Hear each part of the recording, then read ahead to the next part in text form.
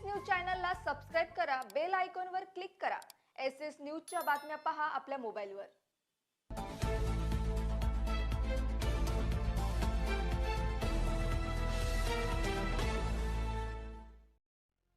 नमस्कार, मी Shilpa Baviskar. S news मध्ये आपलं स्वागत आहे। चला तर मग जाणून घेऊयात आजच्या महत्त्वाच्या बातम्या। उल्हासनगर कॅम्प क्रमांक 4 मधील लाल चक्की परिसरात आठवडाभरापूर्वी ज्येष्ठ पत्रकार व सामाजिक कार्यकर्ते दिलीप मालवणकर यांच्यावर 3 अज्ञात हल्लेखोरांनी मोटरसायकलवर येऊन हल्ला केला होता।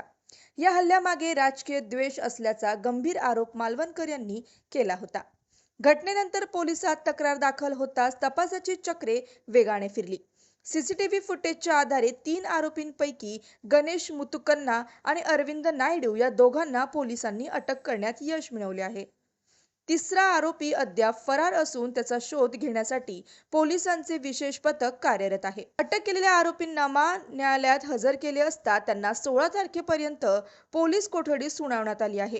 या संपूर्ण प्रकरणाचा तपास सहाय्यक पोलीस आयुक्त अमोल कोळे यांच्या मार्गदर्शनाखाली सुरू आहे। पत्रकार मालवणकर यांना मारहाण झाली होती विठलवाडीच्या हद्दीमध्ये। या प्रकरणी गुन्हा दाखल होता आणि आज 2 आरोपी अटक करण्यात आले। काय विषय होता, विस्तार नव्हता?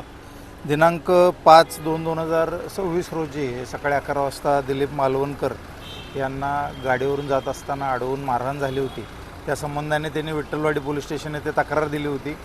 सदर तक्रारीवरून विठलवाडी पोलीस स्टेशन येथे भारतीय न्यायसंहिताची कलम 117, 351, 126, 3.5 आणि महाराष्ट्र प्रसारमाध्यम व्यक्ती हिंसा आणि मालमत्तेचे नुकसान प्रतिबंध अधिनियम कलम 4 नुसार आपण गुन्हा दाखल केला होता। सदर गुन्ह्याचा तपास माझ्याकडे माननीय पोलीस उपायुक्त यांच्या आदेशाने देण्यात आला होता। सदर तपासादरम्यान आम्ही सीसीटीव्ही फुटेजचे अवलोकन करून 2 संशयित आरोपींना अटक केलेली आहे। आज त्यांना माननीय न्यायालयात प्रोड्यूस केलं गेलं होतं। दिनांक 16/2 तारखेपर्यंत त्यांची पोलीस कोठडी मंजूर झालेली आहे आणि पुढील तपास सुरू आहे।